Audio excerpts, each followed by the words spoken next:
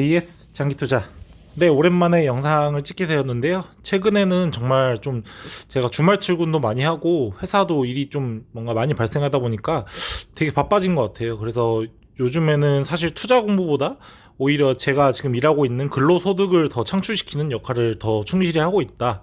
이렇게 말씀드릴 수 있을 것 같아요. 그래서 지금 뭐 제가 이제 옮겨온 회사는 주말에 일을 하면 그래도 주말 수당을 잘 쳐주기 때문에 어떻게 보면은 사실은 이제 제가 유튜브나 아니면 투자에 머리를 쏟는 것보다 사실 주말 출근해서 근무를 하는 게 더 수익이 좋은 상황이라 뭐 유튜브를 좀 약간 소홀히 하게 되는 그런 상황인 것 같네요.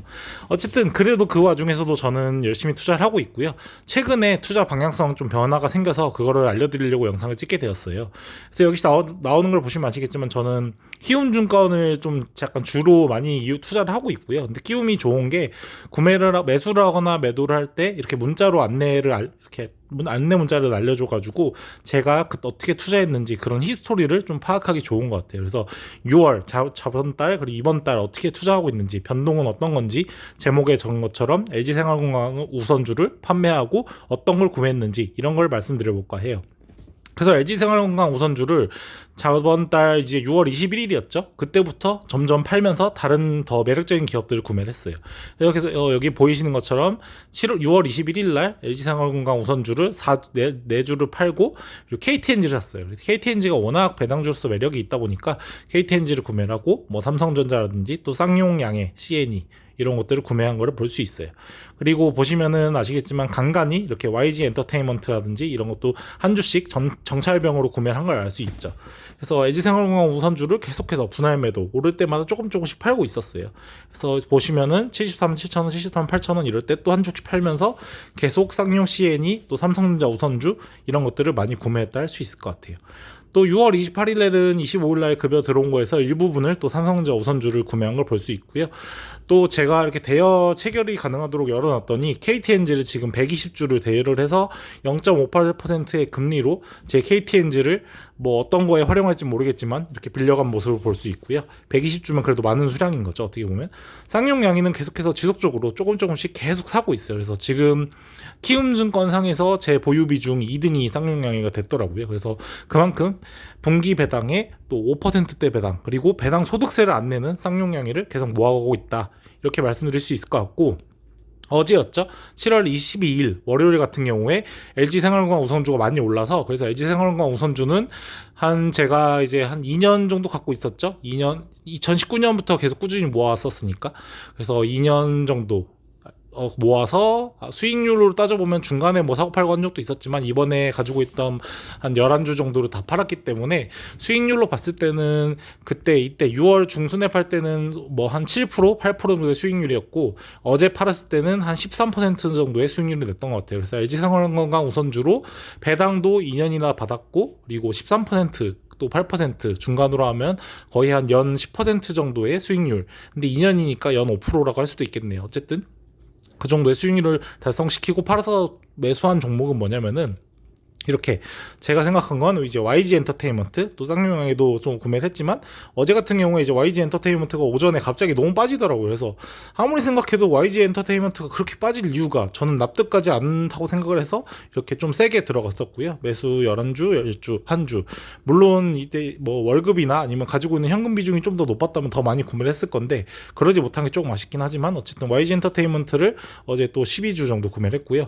쌍용양이는 계속해서 지금 보시면은 6월 중순부터 계속 쌍용양해를 모아가고 있는 걸 볼 수 있을 거예요. 그래서 쌍용양해에서 구매를 하고 또 LG생활건강 후 79만 9천 원에 또 팔고 이번엔 제가 재미를 많이 봤었던 오스템 임플란트와 더불어 이제 2대장이죠. 1등이 오스템 임플란트고 덴티움이 2등이에요. 그래서 덴티움을 구매를 했어요. 그래서 덴티움 같은 경우는 12주 그래서 거의 한 12주 구매를 하고 또 LG생활건강 우선주 또 팔고 또 덴티움 26주를 사고 이렇게 해서 거의 한 300만 원 정도를 구매했다. 말할 수 있을 것 같고요.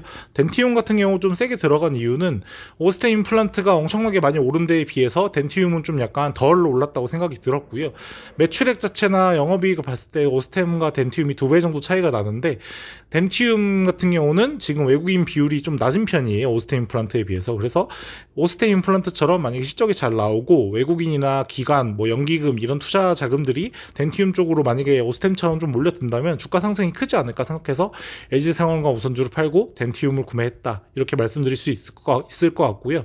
좀 약간 결정적이었던 거는 덴티움 공시 중에서 뭐 뉴스 같은 거 보면은 1분기 실적이 거의 한 뭐 영업이익이 133%였나 그 정도 증가한 것도 나와 있고, 또 국민연금이 최근에 1% 정도 이 보유 비중을 높였더라고요. 그러니까 보유 비중이라는 게 5%에서 덴티움 그 주주 비중 5%에서 6%로 1% 정도를 좀 올려서 구매를 했어서, 그걸 보고 저도 국민연금하고 같이 들어가야겠다 하는 마음에서 덴티움을 구매했는데, 뭐 지금 좀 약간 오른 가격에 올라가긴 했지만 좀 오랜 시간 봤을 때 앞으로 덴티움 같은 경우는 어쨌든 노령 인구가 계속 고령화 사회라서 이제 노령 인구, 노인 비중이 계속 높아지기 때문에 제가 봤을 때 임플란트 시장은 계속해서 성장을 할 거라고 저는 생각을 하거든요. 또 우리나라뿐만 아니라 뭐 중국이라든지 또 유럽, 또 미국 이런 데서도 물론 오스템 임플란트가 더 잘 나가지만 덴티움도 그에 못지않게 나가지 않을까 생각을 하고 있고, 또 덴티움 같은 경우도 제가 전 직장에 있을 때 직장 동료가 그 임플란트를 했었는데, 젊은 나이에 임플란트를 했는데 치과 의사가 오스템 뭐 덴티움 이렇게 많이 추천했다고 그래요. 근데 덴티움이 오스템 임플란트에 비해서 좀 더 가격이 저렴해서 덴티움을 선택해서 했다, 이렇게 말을 하더라고요. 그래서 그런 의미에서 보면은 나중에 이제 고령화 사회 때문에 노인이 많이 늘어나게 돼서 뭐 정부 지원금, 건강보험 지원금을 통해서 임플란트를 하게 되더라도, 아무래도 사람들이 뭐 물론 돈이 많으신 분들은 오스템 임플란트를 하려고 하겠지만 가장 비싸고 좋아 보이니까요. 근데 덴티움 같은 경우도 좀 약간 좀 가격이 저렴하다면 덴티움 쪽으로도 많이 하지 않을까, 그런 생각이 들어서 덴티움을 좀 구매했고, 또 YG 엔터테인먼트 그리고 쌍용양해를 구매하고 있다, 이렇게 말씀드릴 수 있을 것 같아요. 그래서 좀 제가 개인적인 어떻게 보면 근로소득을 높이기 위해서 좀 약간 투자 공부나 또 유튜브로 좀 약간 소홀히 했는데, 그 와중에서도 구독자 여러분들께 좀 약간 투자 포트폴리오에 변화가 있는 부분은 알려드리는 게 맞다 생각해서 영상을 찍게 되었고요. LG생활건강 우선주는 정말 좋은 회사이기 때문에 또 80만 원 선에서 또 언젠가 조정이 와서 또 70만 원 또 중반대 초반대가 온다면 다시 한번 자신 있게 구매할 수 있는 그런 회사라 생각을 하고요. 좀 아쉽지만 LG생활건강 우선주를 팔고 더 매력적인 덴티움, YG 엔터테인먼트 그리고 쌍용양해, 뭐 삼성전자 우선주도 뭐 비중을 높이고 KTNG도 하고 이렇게 했다 말씀드릴 수 있을 것 같아요. 그래서 아마 앞으로도 제가 월급을 받고 투자하는 측면에 투자를 할 때 이런 식으로 문자를 토대로 한번 보여드릴 수 있는 그런 영상을 많이 찍어보도록 할 거고요. 요즘에는 근데 사실 키움증권보다 미래에셋대우로 좀 많이 투자를 하고 있기 때문에 그거를 못 보여드려서 좀 아쉽긴 한데, 어쨌든 키움증권으로 보여드리고 연말에 뭐 수익률이라든지 또 보유 종목 공개를 통해서 한국투자증권이나 미래에셋대우를 또 얼마나 모아갔는지 이런 것들을 영상으로 알려드리도록 하겠습니다. 네, 긴 시간 동안 영상 시청해주셔서 감사하고요. 날씨도 더운데 구독자 여러분들도 너무 주식에 몰두하지 마시고 좀 쉬어가면서 좀 약간 힐링도 하시는 그런 여름을 보내셨으면 좋겠다는 생각이 듭니다. 코로나 때문에 다들 힘들잖아요. 네, 감사합니다.